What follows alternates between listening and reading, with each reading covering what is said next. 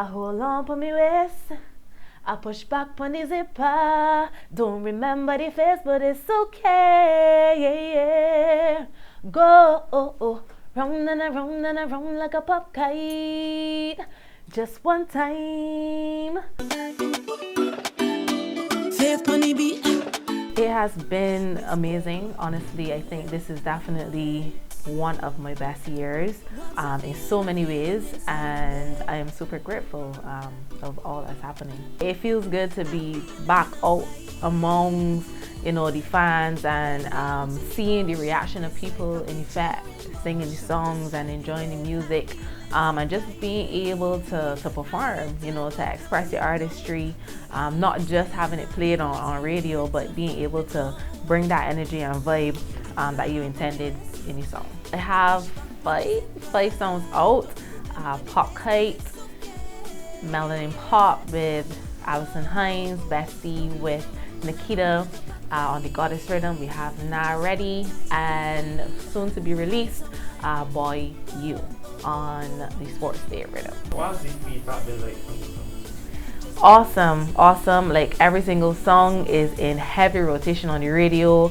They're playing in the fest as well, and this is 1 year that all the songs are actually playing out in the fest. So that's a major accomplishment for me. And as I said, it feels really good to see that happening as well. It shows me that this is just the beginning. I'm really excited for what's to come down the road. People are loving it on social media as well. It's not being only recepted well here in Barbados, but overseas as well. Landed a gig in Canada because of the work that we've been putting in. So just overall, man, a fantastic season so far.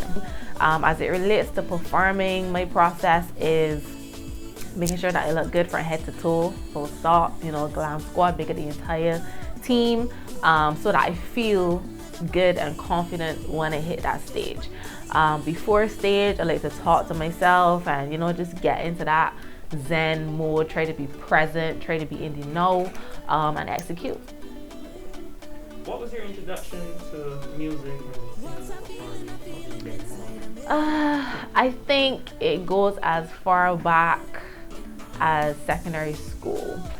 Definitely was singing way before that. I would sing at church and the usual startup for singers. You sing around the house. My mom said when I was younger, maybe like 4 or 5 or so, I would be in the front house running about with my hands open like I believe I could fly, and I singing that song from top to bottom.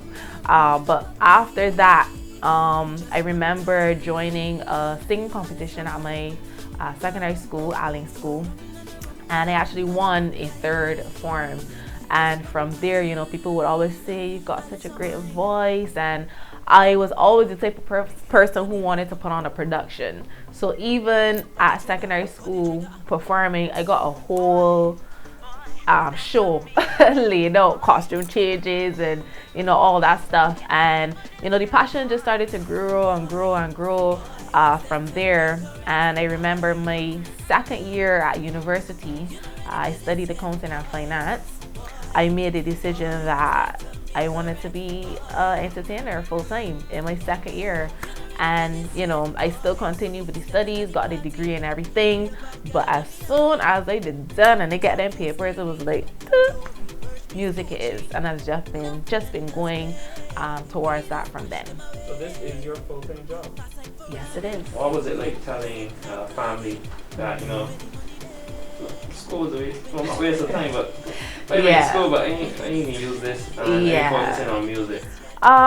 Fortunate for me, and it's so funny how things just come full circle, because doing the degree in accounting and finance, has definitely still benefited me a lot personally in terms of managing my business and stuff like that. But my family was always supportive, especially my mom, because I lived with my mom. So when I told her that I wanted to be an artist, she was like, "All right, no problem, do you, that's what you want to do." I never had the pressures of, well, you don't gonna get a real job, or well, you don't this. Like, it was definitely fortunate to be able to pursue my dream without somebody on my back pounding me to go a different direction. My dad definitely wanted me to finish school, so when I made the announcement in my second year that I ain't ready about this, he was like, you still need an education. And I was like, all right, daddy, no problem. I'm gonna finish it. So from then is when I developed the skills to be doing both at the same time. Doing my studies, and as Shannon said, as you hear in the interview, I'm an overachiever. So I gotta get my A's in my studies, but I still going in the gap and sing when the night come. I still head into different hotels and pageants and stuff like that. It had to be done. In Barbados, is it hard? Would you say is it hard to be a pro?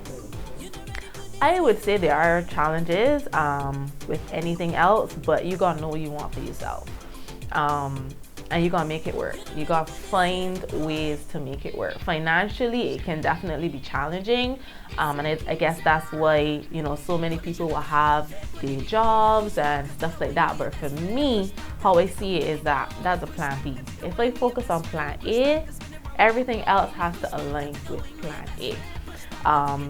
Even if that means doing other things to bring in income, for me, a 9 to 5 is not going to work, because that's too much hours out of my day that I could be dedicating towards my dream. So personally, I just found ways to make it work. I started in 2014 as it relates to soca. And how I got my start is I saw the Callender Girl competition, and that prize is $10,000. And I say, you know what? This $10,000 could come in handy towards my music career. So I made the decision to enter, and luckily, gracefully, I won, and that gave me the kickstart into my music career. What's next for Faith? So many things. Sometimes it feels like too much, but gratitude all the time. As I said, I'm heading to Canada to Caribana, performing over there. Definitely more music, more visuals. The goal is definitely to get into regional and international markets. So collaborations with other artists. We're looking to get into that as well, and just getting on some other shows and performances outside of Barbados, just taking the brand to another level. Aside from singing and performing, what's your other favorite thing? So I really love fitness. Been heavy into fitness from 2014 as well, or just before, and I've been pretty consistent since then. And I would always get compliments, of my body, what you do, what you eat, what you sit, this.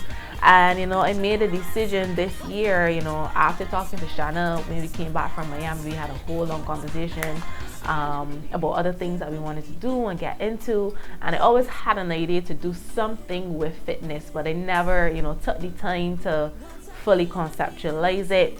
And, the idea came up for Body Boot Camp. So now I have an 8-week program that we do over the period of a year. This is our second season, and basically it is to empower women through fitness. What advice do you have for artists? Young artists, listen, it's rough out here. I'm gonna tell you as it is, because a lot of times people just see what's on social media. People just see you on stage, the glitz and glamour, but you gotta work hard. You gotta work hard and be willing to pay the price. Anything worth having, you gotta pay the price, and pay the price in full. And remember to be you each and every time. It's very easy to be led astray or to be influenced by people that you look up to, but it's very important to stay true to you, no matter what comments come your way, no matter I don't want to say suggestions, but just be comfortable in yourself to know who you are and stay in that truth and bring that through your music.